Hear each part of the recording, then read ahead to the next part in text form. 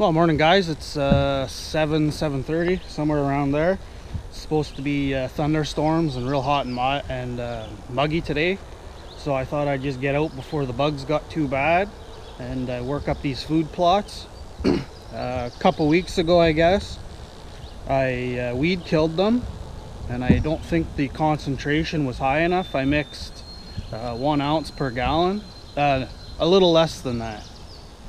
And then I came back out about a week later and I mixed 1 ounce per gallon, and that seemed to do quite a bit. It doesn't look like everything's dead, but you can see that the raspberry bushes aren't looking too hot. This year I'm going to use, it's a bag of seed I've had for a little while now. It's a Frigid Forage blend. Let's see if we can get her out here. Yeah, so it's Frigid Forage. It's the wall hanger. It's perennial.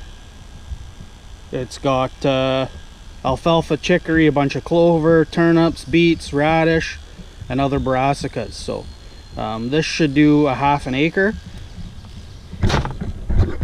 This food plot right here is just yeah, it's between a third of an acre and a half of an acre. So if I don't get a good soil to seed contact or seed to soil contact, usually you kind of overseed to compensate.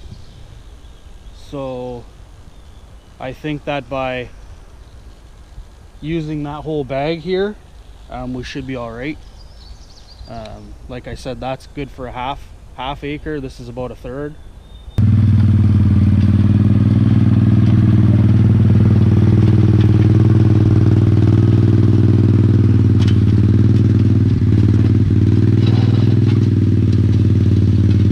So we got the plot all ripped up, about as good as we're gonna get it. A lot of stumps and stuff like that. You know, you can see there's 1, 2, 3, 4, 5, 6, 7, 8, 9, 10, 11 underneath the stand. So there's lots of them here, and there's lots of obstacles, but you know, you can see that the soil is pretty much just dry sand, but each year it gets better and better. You can see that there is, you know, some organic matter. That disc drag or spring drag works pretty good. It does rip up a lot of rocks, so it seems like you end up growing more rocks than maybe greens, but you know, it works pretty good.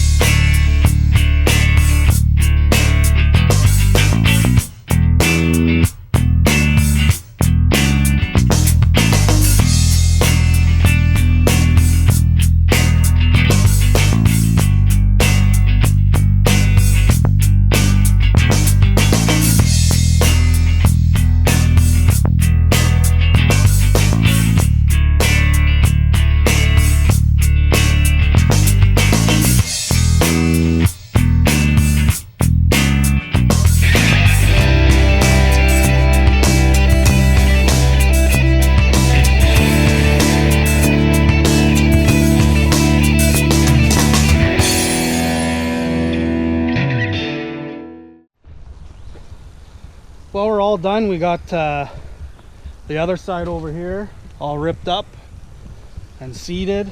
We just need some rain now. We just got done ripping this side up. Have a little look. Not too bad. I call this the light bulb food plot because it's obviously shaped like a light bulb. So it's narrowed down in there, and then here's a big ball with a tree in the center. The deer really like this area. They'll come from back in that corner and they'll come straight down here, right through this bush here, through the bush there, and into that food plot. So it just depends on what they're feeding on. When I have buckwheat over there, that's when they'll go there earlier in the year. They don't tend to touch the buckwheat as soon as it starts to get a little stiffer.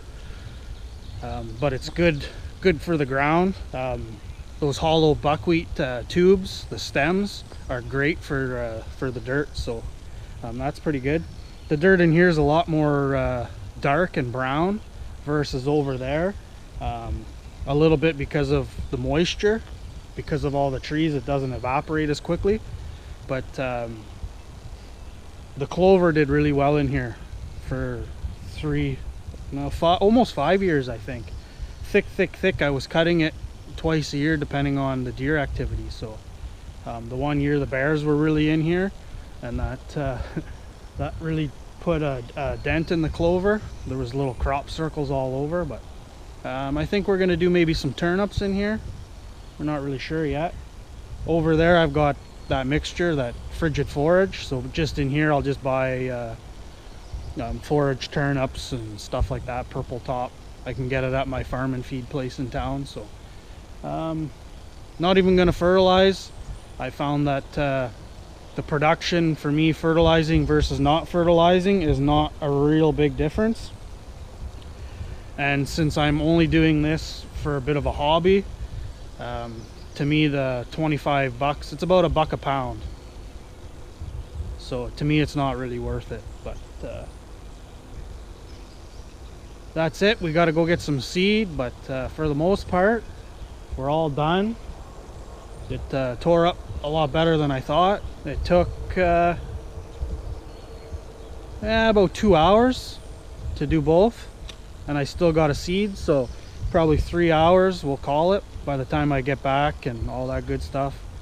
And yeah, we'll come back after. We'll have a look in another week or so. We should be in a week we should have a nice little carpet. It's supposed to be kind of a sun, rain, thunderstorms, and that'll be real good for the food plots. So if you don't have a food plot, you really should put one in if you've got the space. Whether you're hunting or not, it's really great for the animals. I've noticed that I have quite a few more rabbits and grouse, as well as the deer and the bears, but the smaller game really seems to benefit from a decent food plot. They can get out into the middle, and it's still not that far to get into the bush to hide and get some cover from owls and stuff like that. So anyways, that's it for today.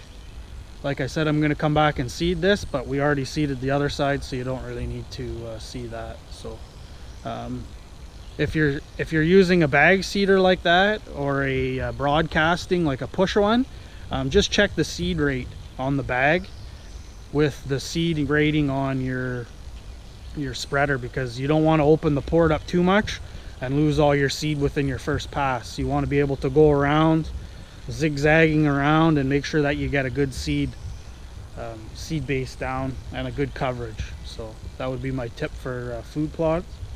But the more effort you put into it, the better results you get, just like a lot of things. So anyways, it's getting muggy out, and I'm out of here. Cheers, guys.